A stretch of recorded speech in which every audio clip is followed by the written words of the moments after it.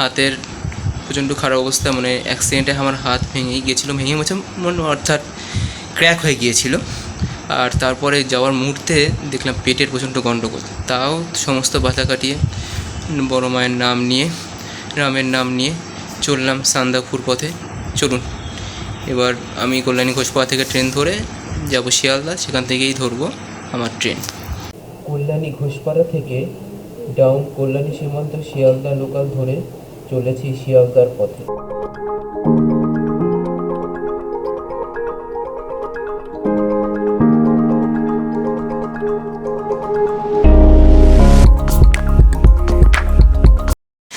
তো শিয়ালদা পৌঁছে এখন বসে আছি এসি ওয়েটিং লাউঞ্জে। ওটা অভিবাদন এসি ওয়েটিং লাউঞ্জ, 10 টাকা করে পার ঘন্টা নেবে।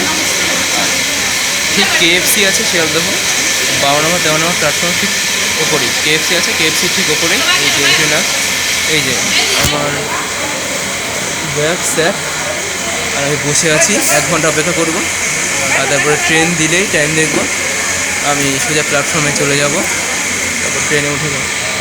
এখানে বসে অল্প কিছু খাওয়া দাওয়া করবো এখন।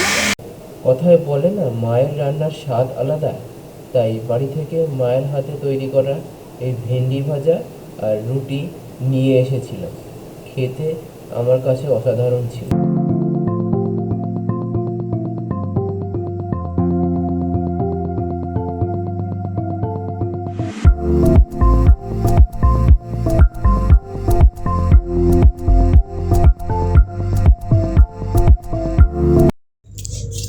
শিয়ালদা অভিবাদন লঞ্চ ছেড়ে বেরোনোর পর আমি দেখলাম যে আমার ট্রেন তখনই প্ল্যাটফর্মে ঢুকছে। আমি ঠিক সময় বেরিয়েছি, আর আমার আজকে সিট পড়েছে এই যে দেখাচ্ছি, সাইড অন্ধকার মানে দেখাতে পারছি না, ঠিক সাইড ডোর আমার সিট পড়েছে।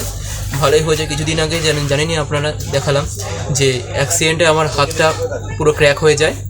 হ্যাঁ, তারপরে আমি রেলের কাছে এই জন্য খুবই কৃতজ্ঞ যে আমাকে এই সাইড লোয়ারটা সিট প্রেফার করার জন্য। আমার টিকিট ছিল আরএসি কনফার্ম হওয়ার পর, আমি খুবই এই জন্য কৃতজ্ঞ। তো ডিনার আমি করেই নিয়েছি এসি ওয়েটিং লাউঞ্জে। এবার আমার শোয়ার পালা, ট্রেন ছাড়লেই আস্তে আস্তে শুয়ে পড়বো। আমার সামনের যিনি সহযাত্রী আছেন তিনি আসলেই শুয়ে পড়বো আস্তে আস্তে, কারণ প্রায় রাত 11টা 20 সময় ট্রেন ছাড়বে। রাত জেগে ব্লগ করা মোটেও সম্ভব না, তো কাল সকালে উঠে আবার আমরা শুরু করব।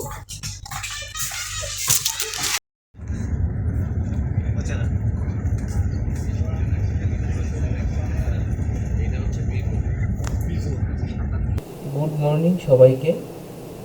মালদহ টাউন ছাড়ার পর দেখতে পেলাম প্রচণ্ড কুয়াশা। এটা কিন্তু শীতকালীন কোনো কুয়াশা নয়, আমাদের গ্রীষ্মকালীন কুয়াশা। কেন এই কুয়াশা কেউ বলতে পারলাম না, আপনারা যদি জানেন তো বলে দেবেন।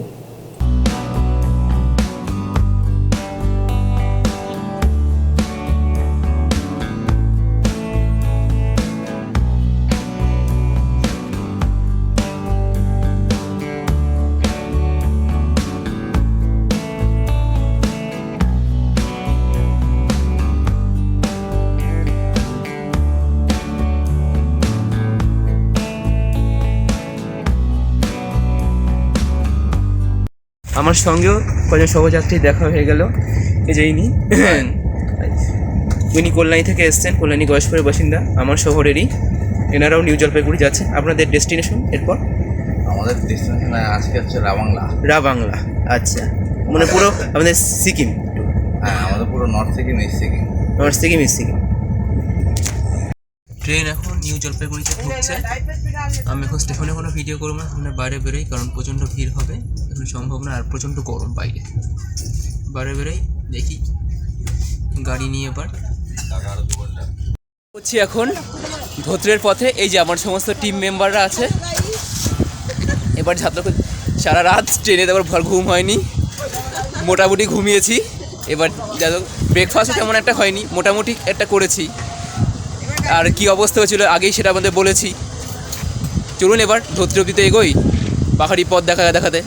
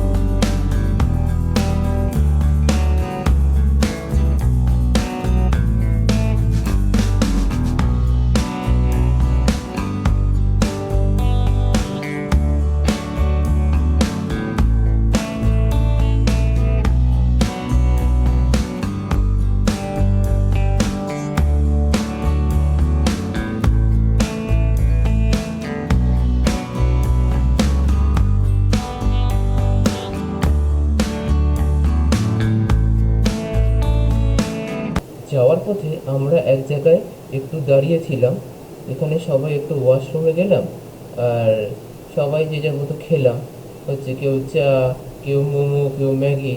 আমি যেমন হচ্ছে এই ম্যাগিটা খেলাম। কিছু ভিডিও সাউন্ড একটু বাইরে থেকেই দিলাম, কারণ আমি অনেক ভিডিওতে বুঝতে পারিনি যে আমার মাইক্রোফোনে সমস্যা হয়েছিল।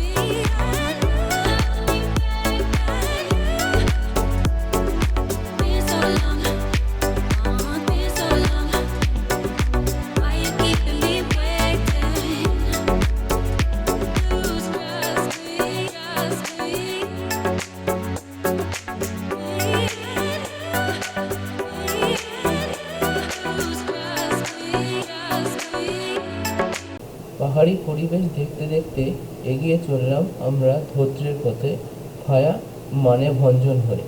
আমারও পাহাড়ি পরিবেশ দেখতে না খুবই ভালো লাগে, তাই সেটা আপনাদের সঙ্গেও শেয়ার করলাম। আশা করছি আপনাদেরও ভালো লাগবে। আগেই বলেছিলাম আমার মাইক্রোফোনের সমস্যা রয়েছে, তাই বাইরে থেকে সাউন্ড দিচ্ছি। মাঝে আবারও একটা আমরা ছোট্ট হল্ট করলাম। এই জায়গাটার নাম আমার সহজে মনে পড়ছে না। ওকে টি এখানে পাওয়া যায় আমাদের এই দিকে, অর্থাৎ আমার ডান সাইডে রয়েছে একটা ছোট্ট হোমস্টে কাম রেস্টুরেন্ট কাম একটা ছোট্ট চায়ের দোকান। কিন্তু এখানকার আশেপাশের প্রকৃতিটা একটা অপূর্ব সুন্দর দৃশ্য, যা আপনাদের সামনে আমি তুলে ধরলাম। কিছুক্ষণ হল্ট করার পর আবারও আমরা সুন্দর চা বাগান দেখতে দেখতে ধোত্রের উদ্দেশ্যে যাত্রা শুরু করলাম। তো এখন আমরা ধোত্রে পৌঁছে দুপুরের লাঞ্চ সেরে, আর আমাদের টিমের কজন কোন দিয়ে গেছে এখন জানি না। এই যে এখন পিয়াদি আছে, আর ওই দূরে আছে দুজন এখনও মন্দির চত্বরে ঘুরছি। এই যে আমাদের মন্দির, এখানে ভগবান শিবজি অর্থাৎ ভোলে বাবা এবং হনুমানজি একসাথেই রয়েছেন। এইখানে সেই মন্দির চত্বরে একটু ঘোরাফেরা করছি। এরপর আমরা যাবো একটা অন্য ভিউ পয়েন্টে, দেখি বাকি সবাই কোথায় গেল। অন্য ভিউ পয়েন্টে গিয়ে দেখি কী আছে, কাছে শুনছি যেটা মনাস্ট্রিও আছে, তো গিয়ে দেখা যাক। তবে তার আগে একটু মন্দির চত্বরটা আপনাদের ভালো করে দেখি।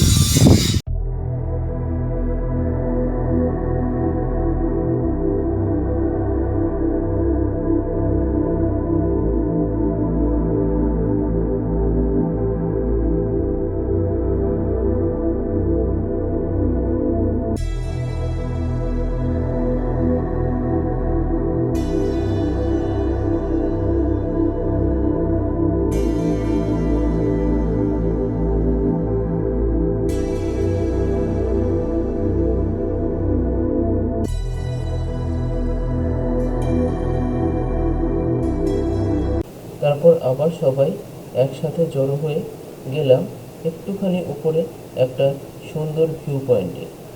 মেঘের জন্য এখন স্লিপিং বুদ্ধ দেখা যাচ্ছে না, তবে কাল সকালে যদি আকাশ পরিষ্কার থাকে তবে তা দেখা যাবে। ওই যে দিকটা আঙুল দিয়ে দেখাচ্ছি, ঠিক সেই দিকটা।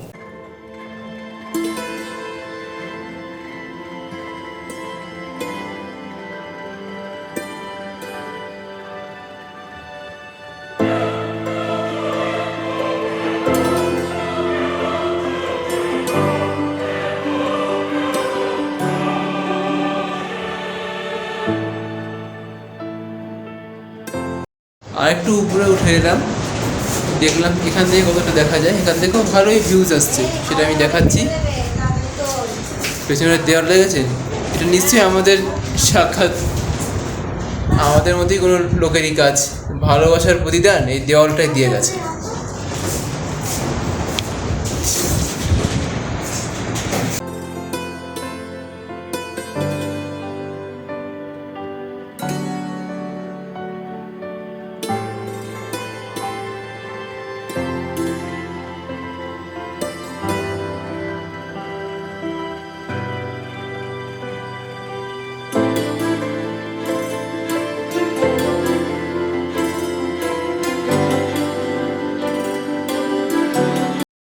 সন্ধেবেলা আমাদের এখনও রাতের ডিনারের আগে একটা নতুন জিনিস খেলা হবে, উনো। অনেকে হয়তো নামটা শুনেছেন, অনেকে হয়তো নামটা শোনেননি। ইট ইজ নট ধুনো পুজোর, এটাই হচ্ছে উনো। পরের দিন সকালবেলা উঠে দেখি আকাশ কিছুটা মেঘলা, তখনও সূর্যোদয় হয়নি। রুম থেকে বেরিয়ে দেখি কনকনে ঠান্ডা হাওয়া দিচ্ছে। মাথায় একটা টুপি লাগিয়ে নিলাম, কিন্তু এই টুপি কিন্তু ট্রেকের সময় সম্পূর্ণভাবে কান ঢাকা নিষিদ্ধ। শুধু মাথায় এই টুপিটা লাগাতে পারি, কিন্তু ট্রেকে হাঁটার সময় কান ঢাকতে পারবো না। তারপরে একটুখানি হাঁটতে হাঁটতে সবার সাথে ধোত্রের আশপাশটা দেখতে বেরিয়ে গেলাম। ধোত্রে হচ্ছে একটা দার্জিলিংয়ের গ্রাম, এখানে আশপাশে দেখতে বেরিয়ে গেলাম। ওই যে সূর্যি মামা উঠে গেছে। ব্রেকফাস্টের টেবিলে চলে এলাম, বসলাম। আজকে আমাদের আছে রুটি আর আলুর তরকারি। বলেছিল লুচি দেবে, কিন্তু আমরা বারণ করলাম যে অনেকটা পথ তো হেঁটে যাব, তো লুচিটা আমরা খাবো না, যেহেতু তেলের জিনিস। তাই রুটি আর আলুর তরকারি, এই যে মধুমিতা দি রয়েছে আর আমি, বাকিরা সব আস্তে আস্তে করে আসছে। শুরু হলো আমাদের ট্রেকিংয়ের পথ চলা। আজকে আমাদের প্রথম গন্তব্য হলো তুমলি। অনেকেই হয়তো গাড়ি করে সান্দাকফু গিয়েছেন, বা অনেকে হয়তো গাড়ি হয়তো এমন রাস্তা দিয়ে চলে যে সেই ভয়ে যেতেই পারবেন না। সেই জন্য তাদের কাছে বিশেষ অনুরোধ, আমাদের সাথে এই ট্রেকিংটা অনুভব করুন যারা যেতে পারেননি। ট্রেকিংয়ে যে আমরা হেঁটে হেঁটে যাচ্ছি, তাতে একটা আলাদাই মজা আছে। এমন এমন রাস্তা দিয়ে যায়, সেখানে খালি সুন্দর সুন্দর প্রাকৃতিক সৌন্দর্য। আপনারাও অনুভব করুন আমাদের সাথে এই প্রাকৃতিক সৌন্দর্য। আশা করছি আপনাদের ভালোই লাগে। আমাদের যে ট্রেকিং গাইড ছিল তার নাম লাকপা, অর্থাৎ তার টাইটেল লাকপা। পুরো নামটা কী যে বললো আমার নিজেরও মনে নেই। তাকে আমরা লাকপা লাকপা বলেই ডাকতাম। তার ইশারাতেই আমরা এগিয়ে চললাম সামনের দিকে।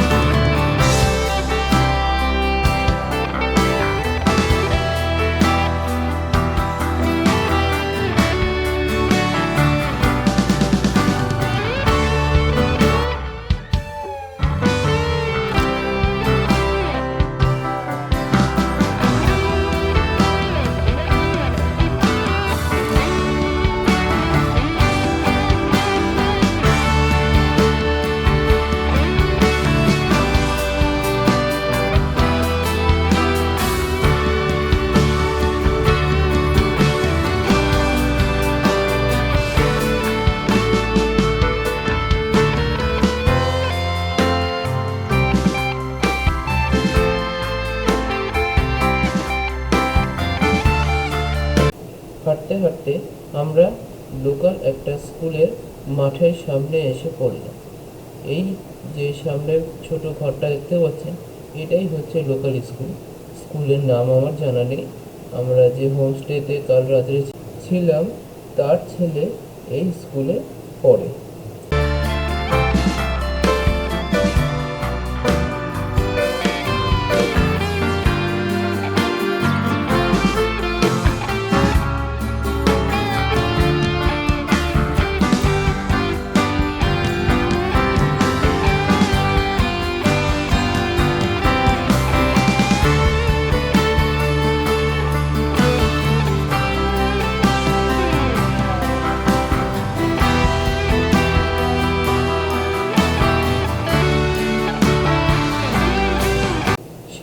যে রডোডেনড্রন গাছটা আমরা দেখতে পাচ্ছি সাদা সাদা ফুল হয়, আমাদের গাইড আমাদের পুরোভাবে বুঝিয়ে দিল এই গাছটা কিন্তু ফুল হয়, সব হয় ঠিক আছে, কিন্তু কেউ হাত দেওয়া উচিত নয়।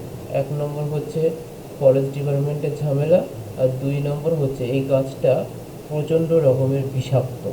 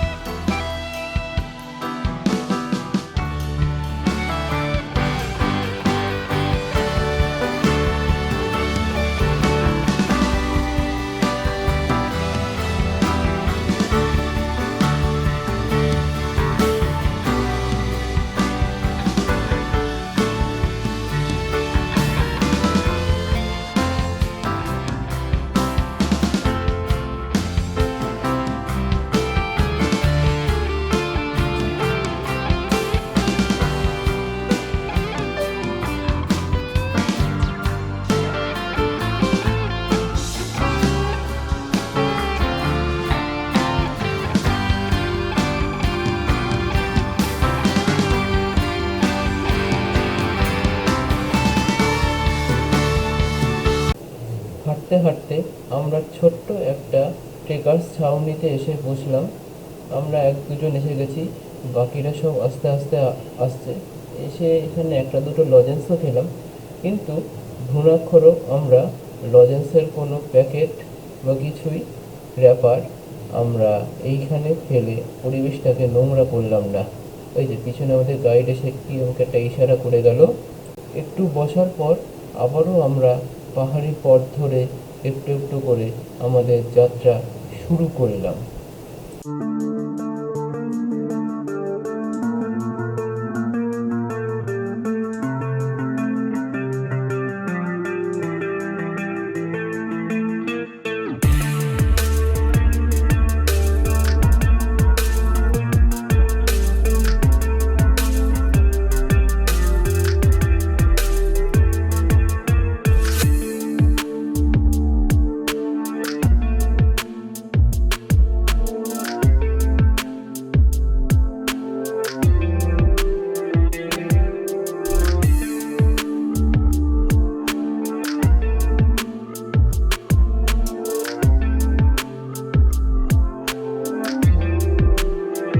যাত্রাপথে আবারও একটুখানি বিশ্রাম করলাম কয়েকজন, বাকিরা সব আসছে পিছনে পড়ে গেছে। আমরা তখন একটুখানি বিশ্রাম করে নিই, যাতে সামনের দিকে এগিয়ে যেতে আরও উৎসাহ পাই। এটা আমাদের 3য় হল্ট। আমরা অনেকক্ষণ আগে এসেই চট করে বসে পড়েছি। ওই যে আমাদের টিম মেম্বাররা সব আসছে, আমি আর একটা দাদা অর্থাৎ দেবারচন্দা আর গাইড আগে চলে এসেছি। এসে বসে বসে আশেপাশের প্রকৃতিটা আপনাদের দেখাচ্ছি আর প্রাকৃতিক মনোরম হাওয়া অনুভব করছি। এখানে কিছুক্ষণ বসে সময় কাটানোর পর আবার আমরা বাকি পথ হেঁটে যাওয়ার জন্য প্রস্তুত হলাম।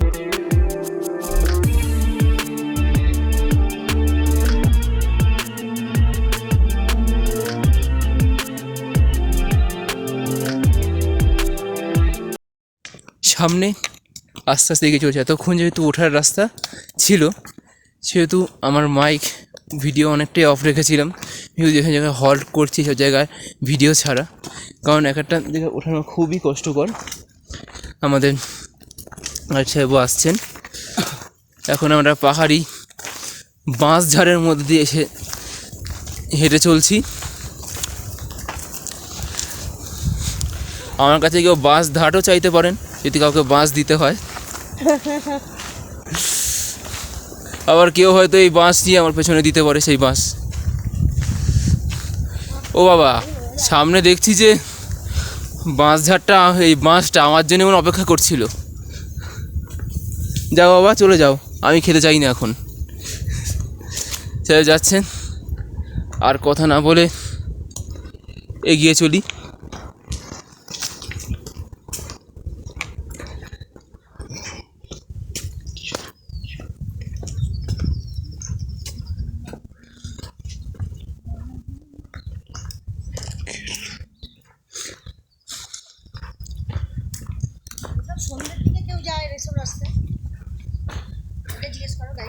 দাঁড়াও, জিজ্ঞেস করছি।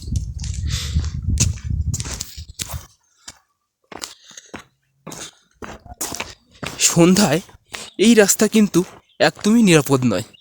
দিনের বেলায় যারা হোমস্টেতে যায় তারা চলে যায়, আর যারা ট্রেকিং করে এগিয়ে যায় তারা এগিয়ে যায়। এখানে চিতা, ভালুক এবং নানা রকম পাহাড়ি জীবজন্তুর ভয় আছে।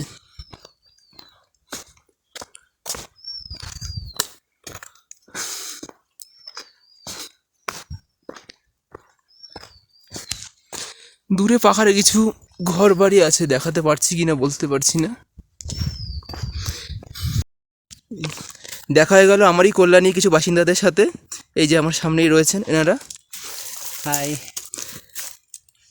আমরা কল্যাণী থেকে এসেছেন, উনি এ ব্লকে থাকেন। আচ্ছা, আপনিও? না, আমার বাড়ি কাটোয়ায়। উনি কাটোয়া থেকে এসছেন। ভালো লাগলো ওনাদের সঙ্গে দেখা হয়ে যাত্রাপথে। আমরা ট্রেকেই। আচ্ছা আচ্ছা, ঠিক আছে। দুজনে একাই নাকি কোনো গাইড আছে? না, গাইড নেই, গাইড ছাড়াই দেখে খুবই ভালো লাগলো আপনার সাথে কথা হয়ে। আমাদেরও খুব ভালো লাগলো। এখানে লোকই দেখা পাওয়া যায় না পুরো রাস্তায়। লোক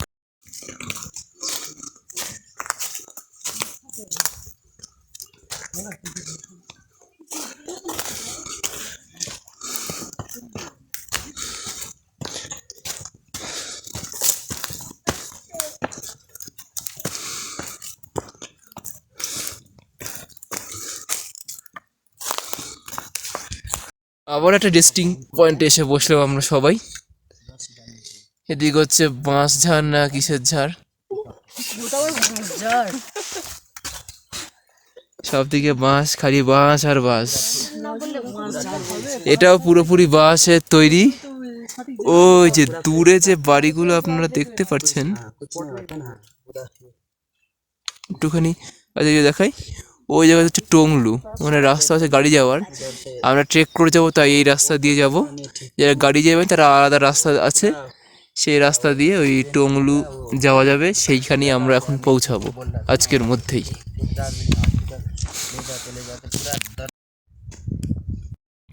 এই যে প্রবেশ করলাম টংলু, গেটটা ভেঙে পড়েছে, বাকি সব এখন ওই অবধি আসছে। এদিকে সব ল্যান্ড রোভার গাড়ি আসছে।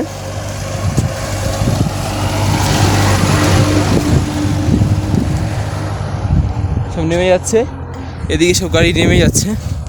আর আমরা এখন যাব ওই দিকে, টংলু পুলিশ আউটপোস্ট লেখা আছে। এদিকে করে মনে হোমস্টেও হচ্ছে, কাজ চলছে। সামনের দিকে গিয়ে যাব।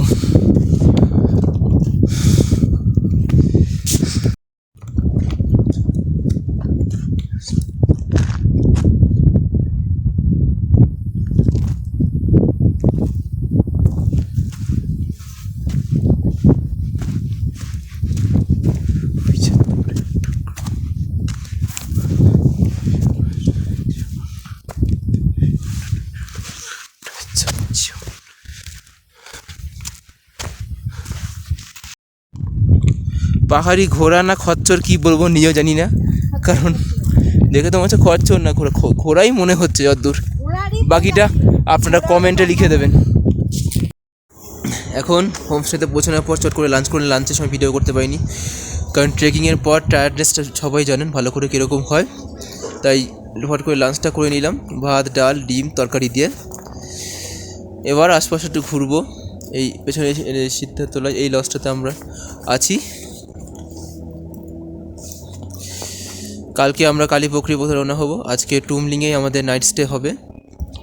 আমরা এখন আছি কিন্তু নেপালে বর্ডারে। আবার যদি এই যে পেছনে আমরা এই যে রাস্তাটা যদি উঠি, হ্যাঁ, তোমাকে তবে ইন্ডিয়ার মধ্যে প্রবেশ করবো, অর্থাৎ আমাদের ভারতে। আর এখন আছি নেপালে।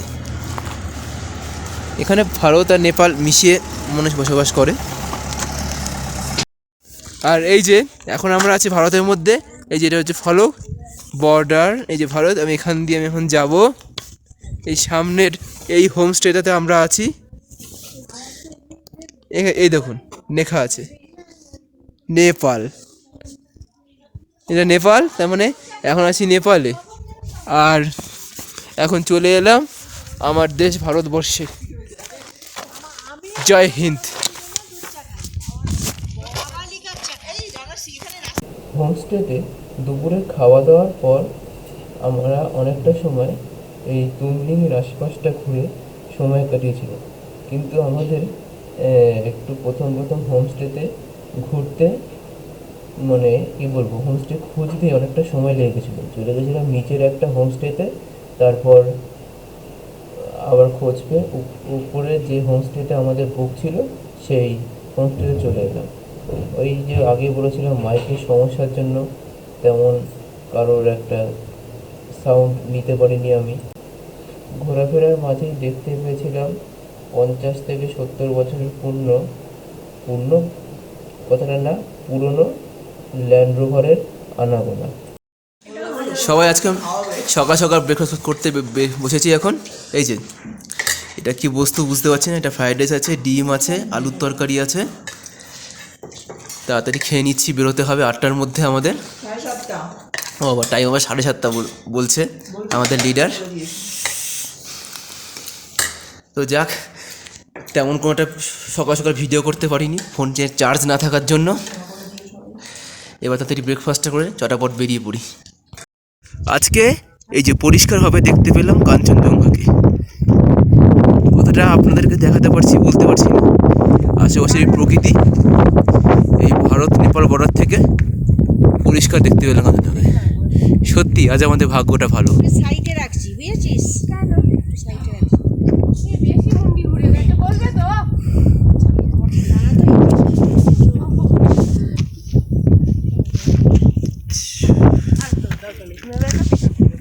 তোমার হাতটা আসছে? তোমার হাত আর ও একসাথে চলে আসবে, আচ্ছা ওইভাবে। এবার যাত্রা শুরু করলাম। আজকে আমাদের গন্তব্য কালীপুখরির উদ্দেশ্যে। কিন্তু যাত্রার পূর্বেই ঘটে গেল একটা ছোট্ট অঘটন।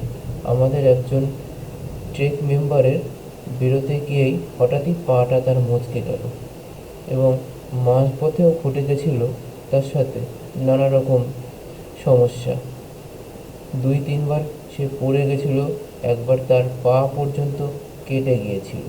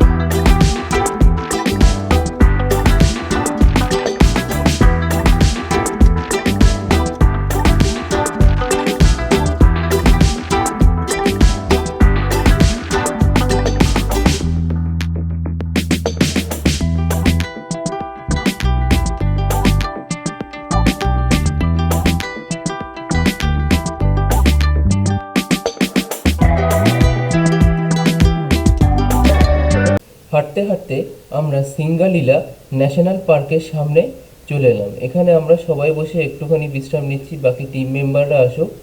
আমাদের গাইড লাকপাও বসে আছে। আর এই পার্কটার মধ্যে দিয়ে একটু এগিয়ে গেলেই সামনে পড়বে এসএসবি চেকপোস্ট। সেখানে আমাদের আইডি কার্ড অথবা ভোটার অথবা আধার বা পাসপোর্ট দিয়ে এন্ট্রি করিয়ে ঢুকতে হবে, যেহেতু নেপাল ভারত বর্ডার। এখানে কোনো ভিসা লাগে না, যেহেতু নেপাল আমাদের বন্ধু দেশ। চেকপোস্টে আমাদের নাম এন্ট্রি করার পর আমরা আবারও চলতে শুরু করলাম। এই যে উপরটা হচ্ছে এসএসবি ক্যাম্প। চেকপোস্টে এন্ট্রি করার সময় আমরা কোনো প্রকার ক্যামেরার ব্যবহার করিনি, যেহেতু এটা রেস্ট্রিকশনের ব্যাপার আছে। আপনারাও কেউ ভুলেও এই কাজটি করবেন না।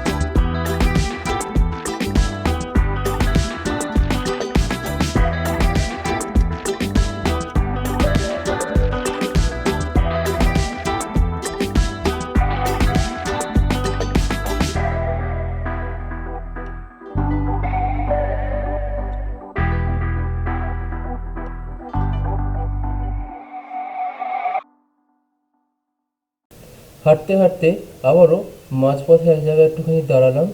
এখানেও দেখছি মাইকের আমার সমস্যা রয়েই গেছে। তাও যাক, একটু দাঁড়ালাম, টুকটাক খাওয়া দাওয়া করলাম। আমাদের সঙ্গে ছিল খেজুর, কিছু ড্রাই ফ্রুটস, বিস্কুট, আর অল্প অল্প করে জল খেতে লাগলাম। আপনারাও ট্রেকের সময় অল্প অল্প করে জল খেতে থাকবেন, কারণ একবারে বেশি জল খেলে আপনারা কেউ ট্রেকে চলতে পারবেন না। আর অবশ্যই যেসব জায়গায় রোদ আছে, রোদের জন্য সানগ্লাস আর মাথায় একটা টুপি রাখুন, মাথা যাতে ঠান্ডা হওয়া না লাগে, কিন্তু কান সর্বদা খোলা রাখুন। আর এটা হলো ভারত নেপাল বর্ডার। ওই যে বেড়া দেখতে পাচ্ছেন না, বেড়ার ওপারটাই হচ্ছে নেপাল আর এপারটা ভারত। এখানে দাঁড়িয়ে দূরে কিছু টাওয়ার দেখতে পেলাম, কিন্তু ফোনে কোনো টাওয়ার সিগন্যাল কিছুই পেলাম না, কারণ ওগুলো হচ্ছে নেপালের টাওয়ার। এবার কালীপুখরি যাওয়ার পথে আমাদের মাঝে এক জায়গায় দাঁড়ালাম লাঞ্চ করার জন্য। খেলাম হচ্ছে মোমো। একজন দিদি নিল, অর্থাৎ আমাদের লিডার দিদি নিল থুপকা। থুপকা কী জিনিস আপনারা অনেকেই জানেন, অনেকে যারা জানেন না দেখে নেবেন।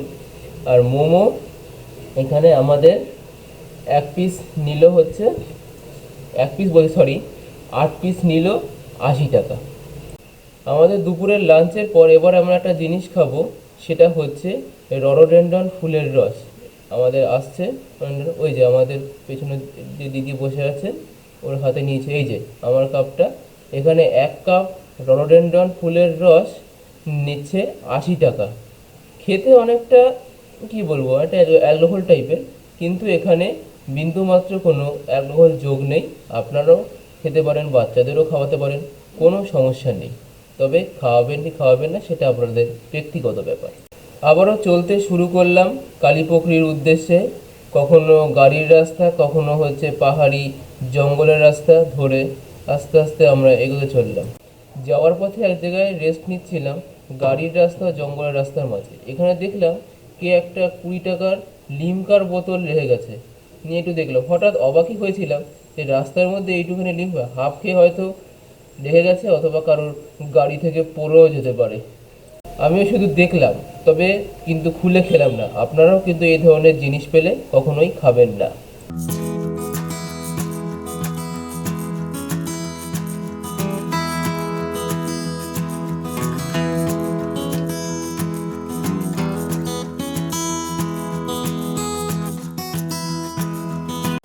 আবারও চলার পথে আমরা এক জায়গায় হোল্ড করলাম। এখানে একটা ছোট্ট গ্রাম, নামটাও ঠিক জানি না। পেছনে যে ঘরটা দেখছেন সেই ঘরে আমরা এখন কফি খাবো। আর আমাদের সঙ্গে যখন দিদি ছিল তার কাছে অনেকক্ষণ ধরে বলছিল যে একটু ওয়াশরুম যাবে, সেও গেল। আর আরেকজন দিদির কাছে ছিল হচ্ছে পপকর্ন, সেগুলো আমরা সেই কফির সাথে খেতে লাগলাম। আর পাহাড়ি অঞ্চলের প্রকৃতি আগেও বলছিলাম জাস্ট অসাধারণ। কুয়াশা, ঠান্ডা হাওয়া দিচ্ছে, তার মধ্যে এরকম যদি একটা কফি পাওয়া যায় তো জাস্ট জমে যায়।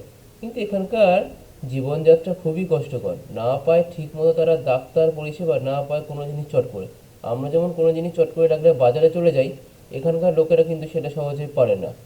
অনেক দিন আগে থেকে তাদের যে গাড়ি যাতায়াত করে তাদেরকে বলে রাখতে হয়, তারা গ্যাস, অন্যান্য খাবার সরঞ্জাম, দরকারি জিনিস সব কিছু নামিয়ে দিয়ে যায়।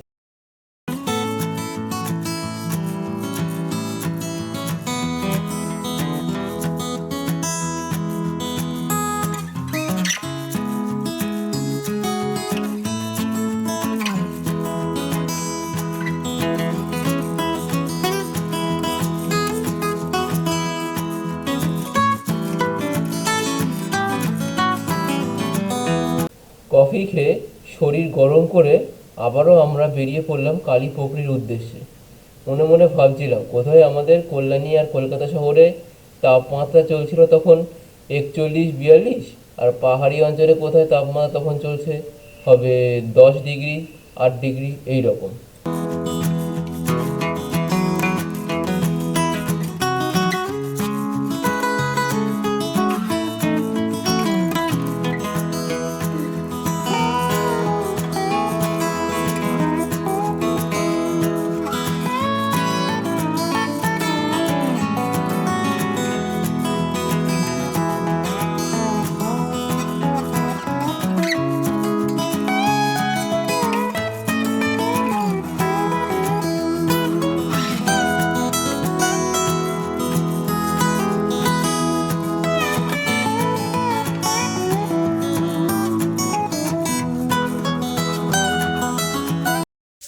তো অবশেষে কালীপুখরিতে এসে আমরা পৌঁছালাম।